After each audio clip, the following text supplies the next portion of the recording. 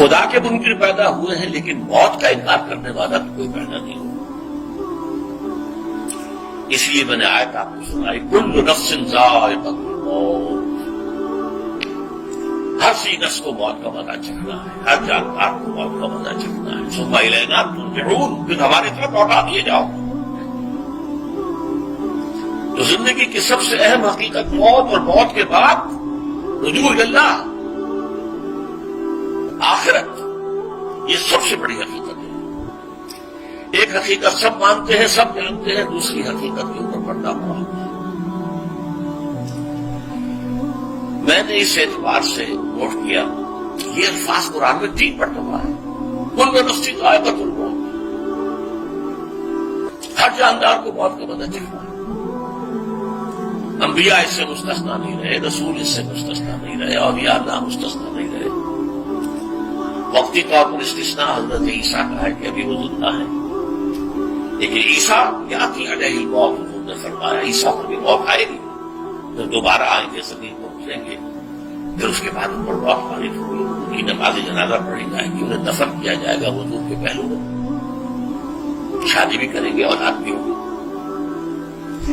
باقی تو یہ ہے کہ کل نفس ذائقۃ الموت، موت کو مزہ چکھنا ہے۔ عیسیٰ بھی بالآخر اس سے مستثنا نہیں رہیں گے، بلکہ قرآن میں ایک جگہ کہا گیا ہے افإن مت فهم الخالدون، کیا ہے نبی اگر آپ کا انتقال ہو گیا تو یہ کیا ہمیشہ رہیں گے؟ کون ہے دنیا میں جو ہمیشہ رہے؟ انتقال تو ہونا، آپ کا بھی ہونا ہے۔ انک میت وانہم لمیتون،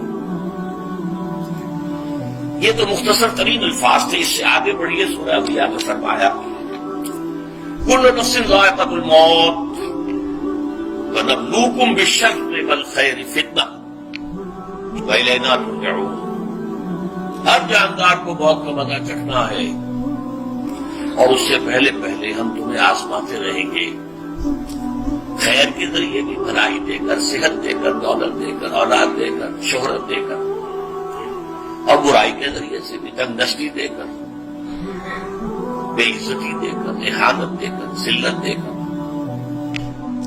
وَإِلَيْنَا تُرْجَعُونَ، اور پھر ہماری طرف لوٹائے جاؤ گے۔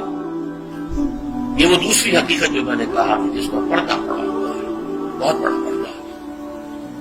لوگ یہی سمجھتے ہیں کہ یہ دنیا کی زندگی ہے۔ قرآن کہتا ہے إِنَّ الدَّارَ الْآخِرَةَ لَهِيَ الْحَيَوَانُ لَوْ كَانُوا يَعْلَمُونَ، یہ جو آخرت والی زندگی ہے، جو اصل زندگی ہے، آج کے دن اس سے بھی زیادہ تفصیل سے یہ آل عمران میں آئی ہے، كُلُّ نَفْسٍ ذَائِقَةُ الْمَوْتِ وَإِنَّمَا تُوَفَّوْنَ أُجُورَكُمْ يَوْمَ الْقِيَامَةِ، ہر جاندار کو موت کا مزہ چکھنا ہے، اور پھر تمہیں پورا پورا تمہارا اجر اور بدلہ دے دیا جائے گا قیامت کے دن۔ فَمَنْ زُحْزِحَ عَنِ النَّارِ وَأُدْخِلَ الْجَنَّةَ فَقَدْ فَازَ، جو کوئی آگ سے بچا لیا گیا اور جنت میں داخل کر دیا گیا وہ تو کامیاب ہو گیا۔ اللہم ربنا اجعلنا منہم، اللہم ربنا اجعلنا منہم، اللہم ربنا اجعلنا منہم۔ وما الحیات الدنیا الا متاع الغرور، اور دنیا کی زندگی تو سوائے دھوکے کے سامان کے کچھ نہیں۔ دھوکہ کس معنی میں؟ یہ تمہیں اصل زندگی سے غافل کر دیتی ہے۔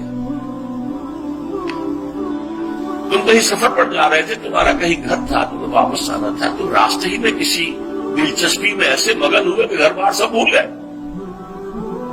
یہ تو تمہارا عارضی سے سفر تھا، تم نے اسی کو اپنی منزل بنا لیا، اپنا ٹھکانہ بنا لیا، تو دھوکہ دیا اس نے تمہیں۔